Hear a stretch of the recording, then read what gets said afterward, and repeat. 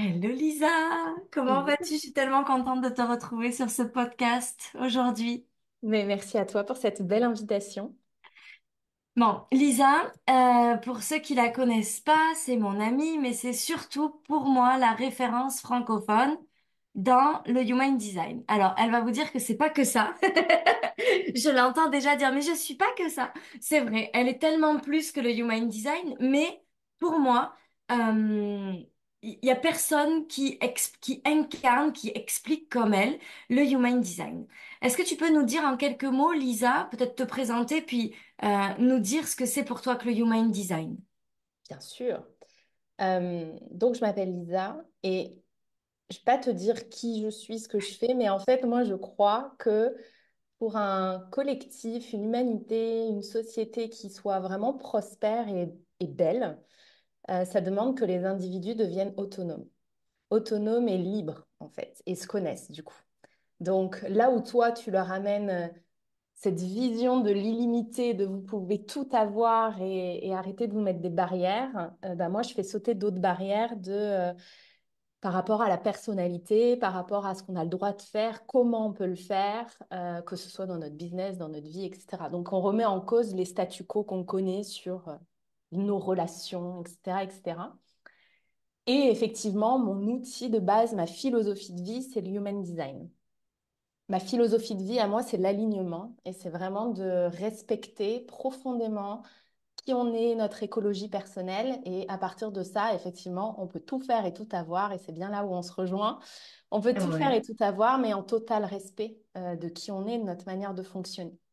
Donc voilà un petit peu qui je suis et ce que je fais. Et du coup, le Human Design, c'est effectivement, ça fait partie de ma philosophie de vie. C'est un outil qui amène beaucoup de connaissances de soi qui regroupe l'astrologie, l'I Ching, la Kabbale, enfin ça regroupe tout un tas d'outils et ça nous donne en fait, je sais que toi tu aimes bien dire un mode d'emploi pour simplifier. Effectivement, ça nous donne un mode d'emploi sur notre fonctionnement. Bon, ça nous amène beaucoup de connaissances sur notre mission de vie, nos talents, notre manière de nous exprimer, etc. Mais ça vient vraiment nous rejoindre sur nos fonctionnements propres et uniques, nos systèmes uniques de faire les choses dans la vie, Ça. d'être dans la vie en fait. Parce qu'on n'est pas, on a beau tous avoir deux jambes, deux bras, une tête, deux yeux, deux oreilles, la réalité c'est qu'on n'a pas le même système de fonctionnement. Et moi, je dis souvent que la manifestation, c'est revenir à notre essence, c'est-à-dire à notre pouvoir de co-création et à cet être illimité qu'on est par nature. Mais la réalité, c'est que pour revenir à cette essence, et cette essence même est différente d'une personne à l'autre. Et toi, Lisa, ce que tu amènes à travers ce Human Design et tous tes outils, c'est de revenir à cette essence en défaisant eh bien, les conditionnements, les carcans dans lesquels on a été enfermé de par notre éducation, notre passé, nos expériences. Donc, on se rejoint beaucoup avec Lisa, avec deux façons de voir les choses différentes, deux outils aussi différents, deux axes différents, mais au final, l'idée, l'essence, c'est la même, c'est revenir à cette nature profonde qui est unique à chacun et de pouvoir co-créer avec l'univers le potentiel illimité pour lequel on est né à travers notre unicité et qui on est profondément. Mm, Et mm. donc, euh, Lisa, c'est mon amie, on se connaît depuis maintenant plusieurs années, on se parle souvent et est venu il y a quelque temps le sujet de discussion de la manifestation et du Human Design réunis.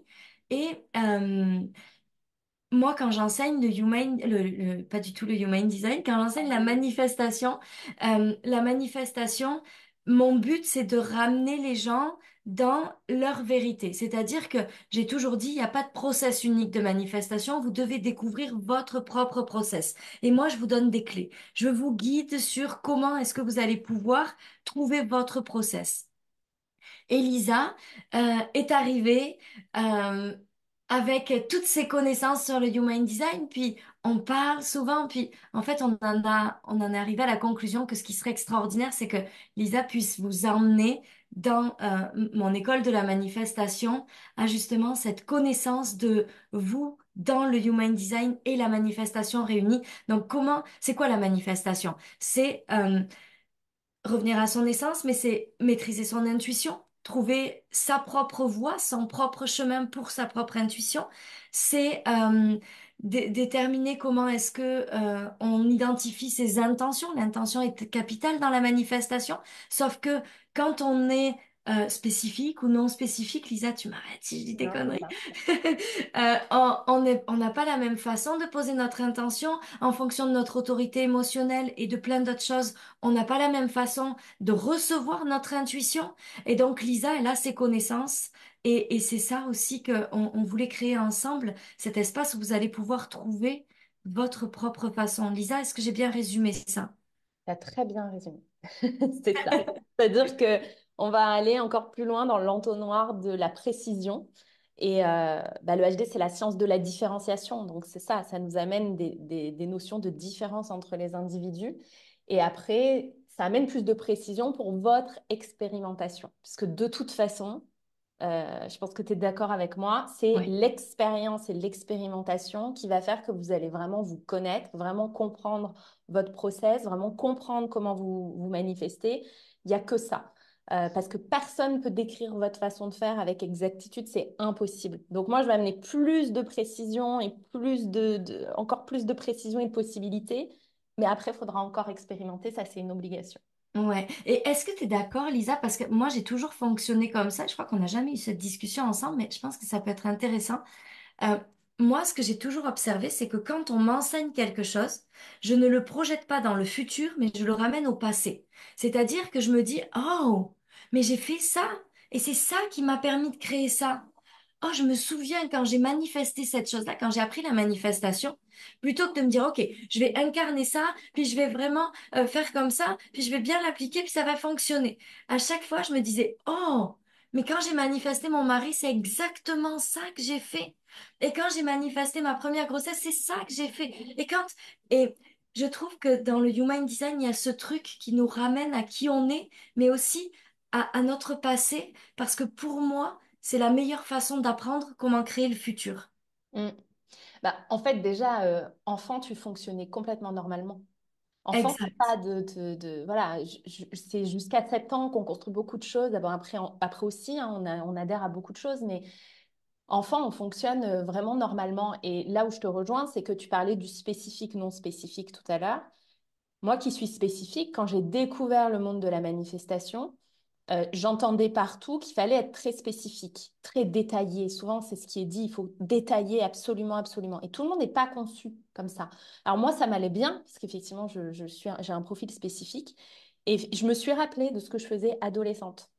Adolescente, je passais mes soirées sur le rebord de ma fenêtre à rêver, imaginer, mais des histoires avec une précision de détails. J'aurais pu écrire des romans, tu vois, mais les romans à la Zola, quoi, avec beaucoup de détails, beaucoup de détails. Mais parce qu'en fait, je fonctionne comme ça. Et c'est pas toujours exactement ce que je manifestais parce que c'est pas l'objectif, mais c'était dans la même vibe, dans la même énergie, dans Ouais. le même, Ça t'a amené oui, à finalement te projeter. Après, la manifestation se faisait, mais ça t'a amené, ouais. moi, pour ressentir et pour incarner et pour poser vraiment des intentions, j'ai besoin de m'imaginer tout le tableau, quoi, d'être Mm. dans un tableau très réaliste. Donc, Alors que d'autres alors vont, que d'autres, non, si vont tu être leur fais faire ça, tu les éteins. Et complètement. et il y a des gens, ils vont entendre ça parce que souvent, c'est quand même ce qu'on entend. Fais ton tableau de visualisation avec tous les détails de tout ce que tu veux dans Ouais. ta vie. Et c'est vrai que ça marche pour beaucoup de gens, mais ça marche aussi beaucoup moins bien pour tout un tas d'autres personnes. Mm, Et il y en a, au contraire, ils ont besoin d'une image générale. mm, Ils ont besoin d'une photo parce que cette photo-là, dans leur esprit, elle dégage une vibe qui est suffisante qui est même magnétique pour la manifestation. mm, mm.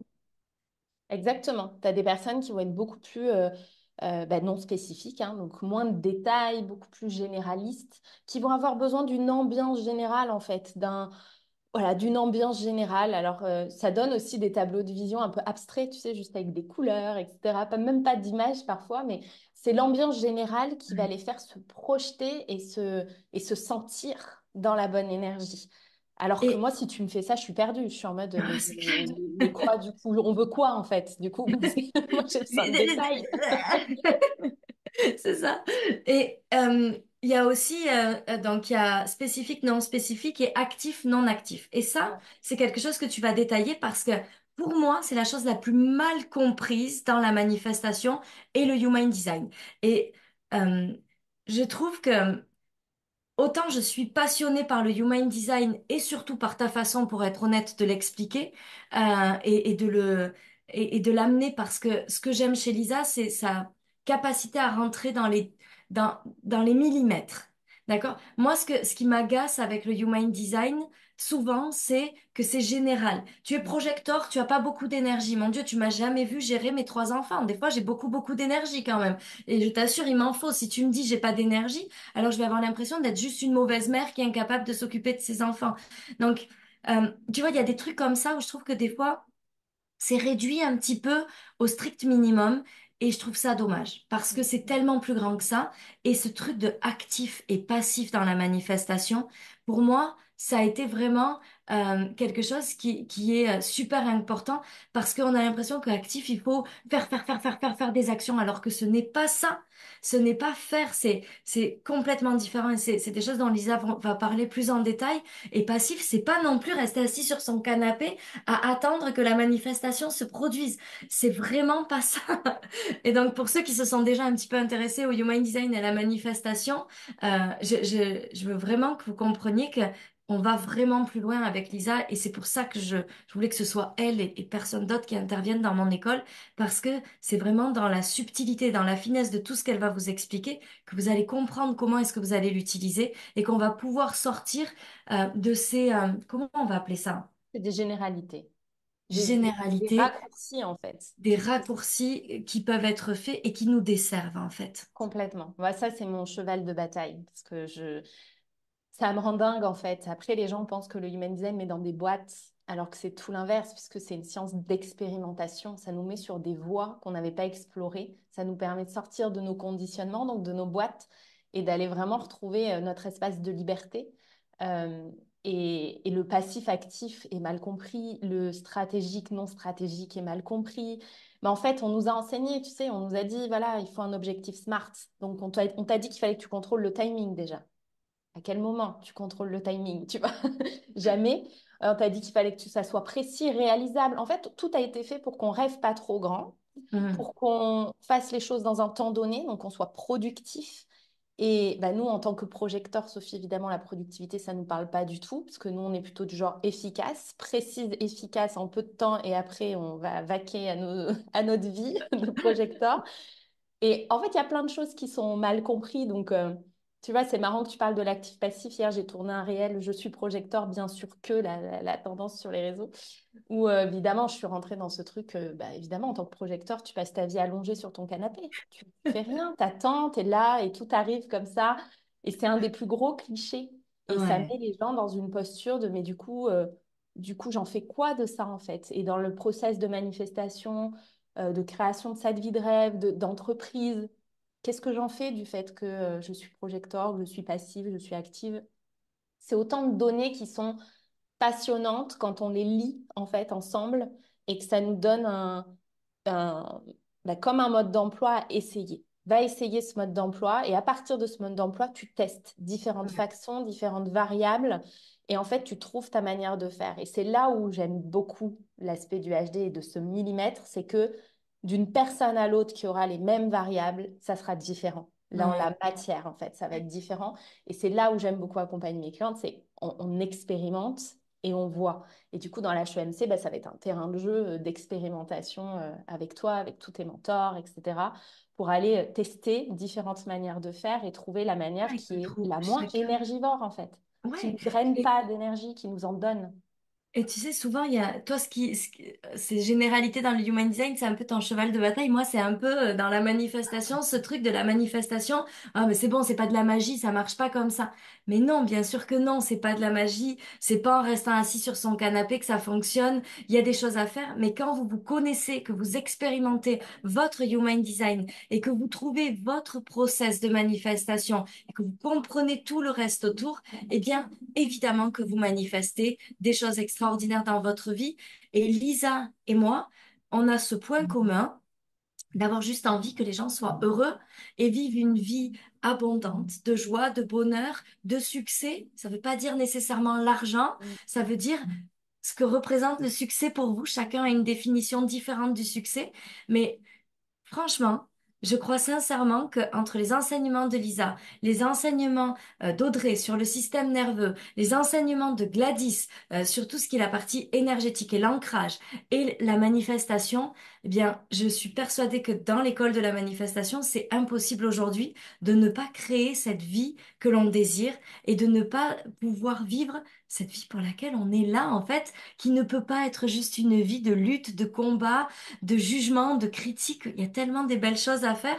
C'est pour ça qu'on est ensemble. Et Lisa, pour moi, elle va apporter dans cette école de la manifestation vraiment cette touche personnelle pour que vous, ben, vous puissiez apprendre à vous découvrir un petit peu plus et trouver dans l'expérimentation votre propre voie et votre propre chemin. Mm. C'est ça, on va vous amener à tout, hein. Je pense que le point commun, c'est lâcher le contrôle en fait. Parce que pour moi, c'est ça la manifestation. C'est aussi Ouais. le lâcher prise. Et l'alignement en Human Design, c'est aussi le lâcher prise. Et ne pas vouloir contrôler à tout prix. Donc, je dis toujours qu'on remet le mental à sa place. C'est-à-dire qu'il ne dirige pas, hein, pas plus que le reste de notre corps. On le remet à sa bonne place. Et on apprend à lâcher prise et à se laisser beaucoup plus porter par notre énergie, par nos intentions, par la vie. Et Et c'est ça, plus c'est facile, non, quand on se connaît. ah, mais c'est tellement plus facile parce que du coup, tu te comprends mieux, C'est ça. tu t'autorises aussi beaucoup plus de choses. Je sais que cette semaine, tu as fait des stories sur tes limites, Ouais. comment tu gardais ton énergie haute et tu posais tes limites. Bah ça en fait partie, quoi. On ne dit pas oui tout le temps, on ne fait pas plaisir aux autres tout le temps, on prend soin de notre énergie. Et ça, dans la HMC, on va le voir parce qu'on va partir des types aussi en Human Design. C'est l'essence même du HD, ça commence par là. Et notre énergie, elle est ultra importante. Sinon, on ne tient pas sur la durée. Sinon, quand tu es Sinon, on fatigué, s'épuise. c'est difficile d'y croire quand tu es épuisé, en fait. C'est C'est difficile de ça. croire qu'il y a de belles choses qui t'attendent et que l'univers te soutient si tu es épuisé constamment ou si tu es toujours dans le people pleaser ou dans la force, bah, tu auras du mal à soutenir, en fait, tout ça. Donc, ça en fait Et c'est partie pour aussi. ça aussi qu'il y a des gens qui finissent par croire que la vie est juste difficile. C'est parce qu'ils connaissent tellement pas leur façon de fonctionner que ils ont l'impression qu'ils sont obligés de s'épuiser. Combien, Lisa, il y a de gens qui vont nous dire, ah, mais de toute façon, c'est ça la vie, hein, c'est pas facile, hein. Mais oui, Mm, c'est pas facile tant que tu te connais pas, tant que tu sais pas quelles sont tes forces, tant que tu sais pas comment fonctionne l'univers, tant que tu sais pas comment toi tu fonctionnes. Et tant que tu sais pas ça, tu vas juste avoir l'impression que ta vie c'est un combat. mm, Et mm, que, eh ben ouais, il faut que tu luttes, ben ouais, il faut que tu fasses ce boulot que t'aimes pas, ben ouais, il faut que tu fasses ça, parce que tu sais pas qui tu es là-dedans. T'as mm, mm, l'impression, t'es juste rentré dans une case, je suis un humain, et donc ça doit être difficile mm. au lieu d'apprendre à te connaître et de savoir comment est-ce que tu peux utiliser tes talents, comment est-ce que tu peux utiliser, puis ça, c'est des choses que vous pouvez voir dans les programmes de Lisa, hein, dans les formations de Lisa, en dehors de la l'HEMC, mais reconnaître ses talents, reconnaître qui on est. Moi, ce qui me fait, je crois, le plus mal au cœur dans ma vie, c'est quand je vois mes propres amis me dire, ben, j'ai pas le choix, Sophie. Moi, je suis prof, je dois rester prof, en fait, je peux pas changer. Ou, ben non, mais là, tu vois, c'est difficile, je galère, ben, je suis obligée de galérer. Mais non, chérie, t'es pas obligé en fait. C'est Mm, pas une nécessité, c'est juste que tu ne te connais pas. Tu ne sais pas qui tu es, tu ne connais pas tes talents et surtout, tu ne sais pas comment fonctionne le monde et la vie.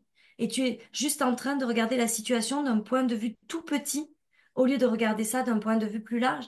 Et je trouve que le Human Design apporte cette vision plus large aussi. Ah oui, parce qu'il te fait sauter déjà tellement de choses. Souvent, le premier, quand tu fais ta première lecture de Human Design, que tu reçois les infos, il y a plein de wow moments. Il y a plein de moments où la personne que tu as en face de toi, quand tu lui dis son HD, se dit oh, mais je le savais ça en fait. Mais j'osais pas, parce que la société m'a pas dit ça, parce que j'ai pas appris ça comme ça, parce que. Mais en fait, j'ai le droit en fait de fonctionner comme ça, de m'autoriser ça. Moi, c'est ce qui m'est arrivé. Ouais. Projecteur, tu es là pour kiffer ta vie, mais ça m'a fait un électrochoc. Je ne peux pas t'expliquer. J'ai eu un électrochoc ce jour-là. J'ai changé toute ma manière de travailler, de communiquer d'un coup. Ça a été du jour au lendemain parce que ça a été un électrochoc. Avant d'aller même dans le détail, et pour moi, c'est le premier pas, c'est t'autoriser. Parce qu'en fait, on sait comment on fonctionne. Mais oui, on le sait. On le sait, Et, on est né et comme tu ça. vois, tu dis ça, et moi, quand j'ai compris ça avec le projecteur, eh ben, je me suis dit, oh, je sais pas qui fait ma vie, parce que moi, j'avais construit une vie d'obligation.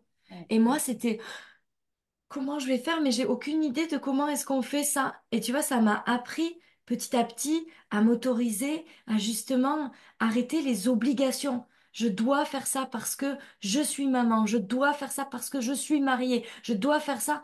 Et je me souviens la première fois où on m'a dit, bah, comment tu kiffes ta vie?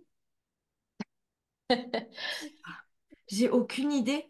Et tu vois, ben, c'était tellement ancré de tu dois pas kiffer que de comprendre que je devais kiffer, ça a été vraiment un cheminement pour me reconnaître en fait et arrêter d'être dans cette souffrance permanente de la lutte en fait. En fait, ça te lève aussi la culpabilité. Moi, ça m'a levé la culpabilité parce que j'avais fait un burn-out 2 ans plus tôt. Je montais ma boîte et je sentais que j'avais pas le jus. Moi, je bossais 70 heures par semaine avant ça. Si tu veux, debout toute la journée, en Pour un magasin. projecteur, c'est pas très très bon quand même. Non, c'est pas super. Même si j'aimais beaucoup ce que je faisais, c'était pas génial. Et là, je me retrouvais à monter ma boîte, donc un projet qui était censé me porter, et j'avais pas le jus de bosser beaucoup. Et j'avais cette croyance, quand tu montes ta boîte, tu bosses beaucoup, il faut 2 ans pour en vivre, hein, tu sais, les clichés, quoi. Hmm. Et quand j'ai découvert que j'étais projecteur, je me suis dit, en fait, t'es pas du tout cassée. Moi, je disais toujours, je suis cassée, en fait. Je me suis cassée avec ce burn-out. Voilà, j'ai trop forcé, c'est fini. Je retrouverai plus jamais cette énergie. Et là, en fait, je comprends que pour la première fois de ma vie, en fait, je ressens ma véritable énergie et que je suis Ouais. pas du tout cassée et que j'ai pas à m'en vouloir, mais qu'en fait, là, ça y est. Et j'ai l'opportunité de construire mon entreprise différemment. Et j'avais aucune idée, hein. À l'époque, il n'y avait pas encore toutes les coachs américaines qui montraient la voie. Pas du tout. Je savais pas du tout comment.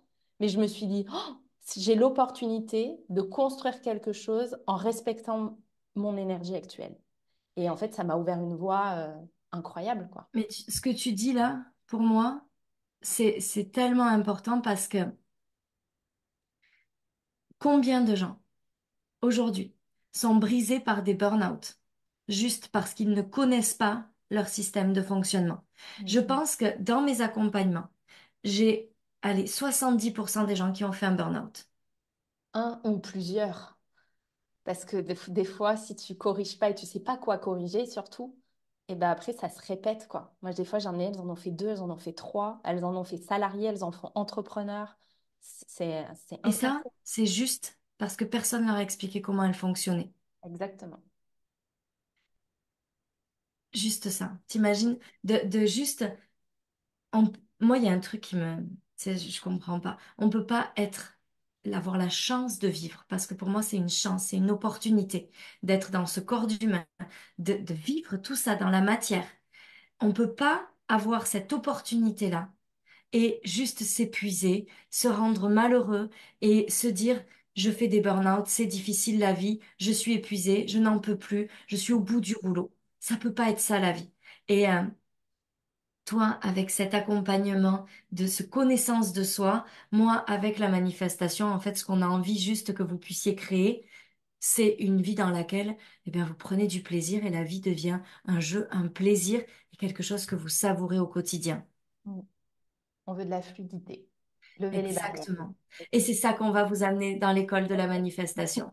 On va terminer là-dessus parce que je trouve Ouais. que c'est la meilleure chose de juste se dire, peut-être vous avez vécu des choses difficiles, peut-être ça n'a pas été difficile, mais peut-être ça va être encore plus extraordinaire en tout cas à travers tous ces enseignements et notamment l'apport de Lisa dans l'HEMC sur tout ce qui est la connaissance de soi. Vous allez pouvoir créer une vie extraordinaire qui vous ressemble avec votre propre façon de le faire sans vous épuiser. Et si vous avez été épuisé, vous allez comprendre pourquoi vous êtes épuisé et pourquoi est-ce que ça n'arrivera plus jamais.